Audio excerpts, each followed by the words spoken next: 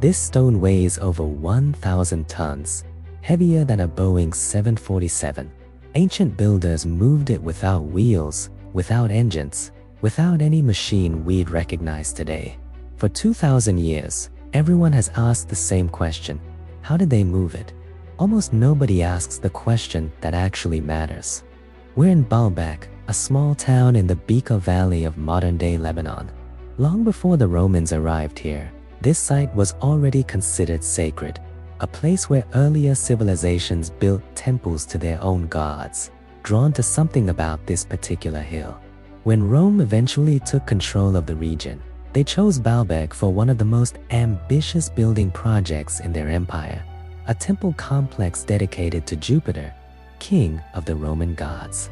Today, visitors walk among towering columns and vast stone platforms, admiring what remains one of the best preserved examples of Roman religious architecture anywhere in the world. But the true wonder of Baalbek isn't visible from a casual glance upward. It's built into the foundation itself. Beneath the temple platform lies the Trilithon, 3 megalithic stones, each weighing around 800 tons, fitted together with a precision that modern engineers still study today. Walk close enough, and you can run your hand along the seam where 2 of these stones meet. There's barely room to slide a piece of paper between them.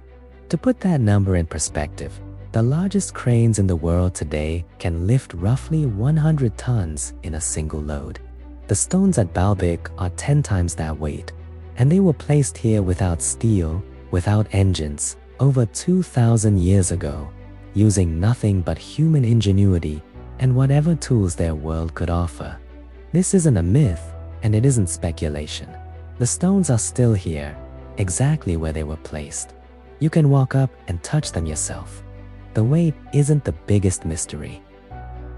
If they could move stones weighing 800 tons, what else might still be waiting to be found? Not far from the temple itself, archaeologists began exploring the ancient quarry where these massive stones were originally cut. What they found there changed the story completely. The first stone they uncovered, locals had already named it Hajar el-Hibla, the stone of the pregnant woman. At around 1,000 tons, it was already larger than anything used in the temple above. For years, it stood as the largest cut stone ever documented in the ancient world. Then, just meters away, researchers found another.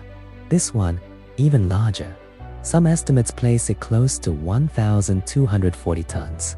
Local tradition gave it a fitting name too, the Stone of the South. And the quarry wasn't finished revealing its secrets. In 2014, a team of German and Lebanese archaeologists uncovered a third stone buried beneath centuries of soil and debris. This one may weigh as much as 1,650 tons, making it possibly the largest stone ever cut by human hands anywhere in the ancient world. Today, it's simply known as the Forgotten Stone. Here's what makes this discovery so remarkable. Every single stone found in this quarry was larger than the one discovered before it. Each time archaeologists dug a little deeper, the story grew a little bigger. But there's something else about these 3 stones that doesn't quite fit the story we'd expect. Unlike the stones in the Trilithon, sitting proudly in the temple's foundation, these 3 enormous blocks never left the quarry. If ancient builders were capable of moving 800-ton stones across the landscape and lifting them into place, why would they leave stones nearly twice that size behind? If they could move them, why leave the biggest ones behind? Let's set the mystery aside for a moment and ask a simpler question first. Could ancient builders have physically moved a stone this size at all? The first challenge isn't strength, it's balance. A stone weighing 800 tons doesn't behave like a smaller block. Its center of gravity is so massive that even a slight tilt during transport could cause the entire structure to shift, or worse, crack under its own weight. The most widely supported theory today involves something surprisingly simple: an earthen ramp. Engineers who study ancient construction methods suggest that workers likely built a long, gradually sloping path of packed earth and timber, wide enough and strong enough to support the stone's enormous weight. Wooden rollers or sledges, dragged by large teams of workers, could have slid the stones slowly along the ramp, meter by meter, all the way from the quarry to the temple site. It's not a fast process. Some estimates suggest it could have taken hundreds of workers, moving in careful coordination, weeks or even months to cover the short distance between the quarry and the temple platform. And the evidence for this theory isn't just theoretical. Marks found in the quarry floor and along the suspected path show were patterns consistent with heavy dragging. Tool marks on the stones themselves, chisel lines, cutting grooves, match techniques known to have been used by Roman-era engineers elsewhere in the empire. So when modern engineers look at all of this together, most agree, yes, it's plausible, difficult, labor-intensive, and requiring extraordinary planning, but plausible. Moving the stone may not have been the hardest part. Throughout this entire story, we've been asking one question: how did they move it? But maybe that's not the question that matters most. Because here's something worth sitting with. Ancient builders had access to smaller stones. Blocks a quarter of this size would have been far easier to cut, transport, and lift into place. And structurally, they would have done the job just as well. The Trilithon didn't need to weigh 800 tons per stone. The temple would have stood just as solid with far smaller blocks, assembled the way most ancient buildings were. So the real question isn't really about engineering at all. It's about intention. Why choose to cut stones this large when smaller ones would have worked just as well?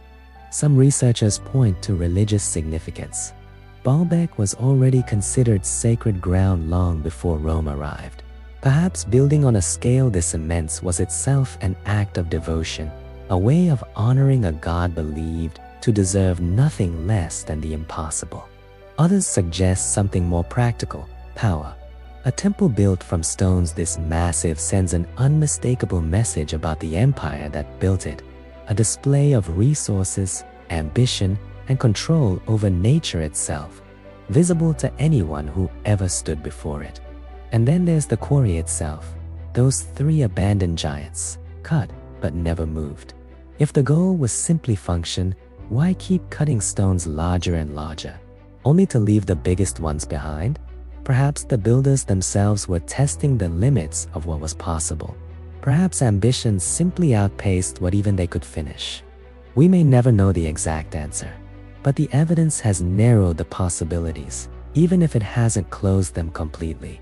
The mystery of Baalbek isn't how ancient people moved giant stones. It's why they believed they needed stones this large in the first place.